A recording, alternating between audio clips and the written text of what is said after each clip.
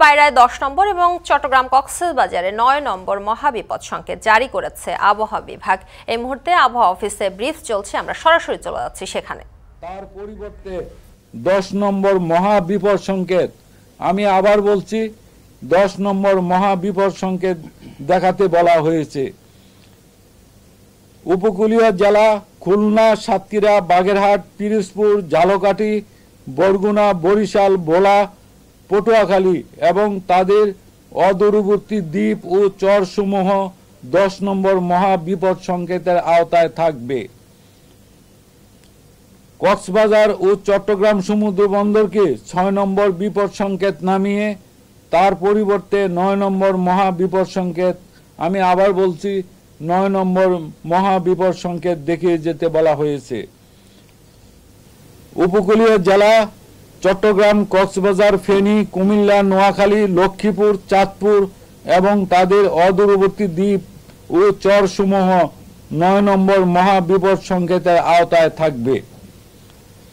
খুলনা, সাতক্ষীরা, বাগেরহাট, পিরোজপুর, ঝালকাঠি, বরগুনা, বরিশাল, ভোলা, পটুয়াখালী, ফেনী, কুমিল্লা, নোয়াখালী, লক্ষ্মীপুর, চাঁদপুর, চট্টগ্রাম ও কক্সবাজার জেলার নদীবন্দর সমূহকে 4 নম্বর নৌ মহাবিপদ সংকেত, আমি আবার বলছি 4 নম্বর নৌ মহাবিপদ সংকেত দেখিয়ে যেতে বলা হয়েছে। প্রবল ঘূর্ণিঝড়ের অগ্রগতি অংশ ও বায়ুর চাপের আধিক্যের প্রভাবে উপকূলীয় জেলা খুলনা, সাতক্ষীরা, বাগেরহাট, পিরোজপুর, ঝালকাঠি, বরগুনা, বরিশাল, ভোলা, পটুয়াখালী, ফেনী, কুমিল্লা, নোয়াখালী, লক্ষ্মীপুর, চাঁদপুর, চট্টগ্রাম, কক্সবাজার এবং তাদের অদূরবর্তী দ্বীপ ও চরসমূহের নিম্নাঞ্চল স্বাভাবিক জোয়ারের চেয়ে 8 থেকে 10 ফুট জলজ বায়ুতাড়িত জলোচ্ছ্বাসে প্লাবিত হতে পারে। প্রবল ঘূর্ণিঝড়ের প্রভাবে রাজশাহী, রংপুর, ময়মনসিংহ, ঢাকা, খুলনা, বরিশাল ও চট্টগ্রাম এবং সিলেট বিভাগের দমকা অথবা জোড়ো হাওয়া সহ ভারী থেকে অতি ভারী বর্ষণ হতে পারে।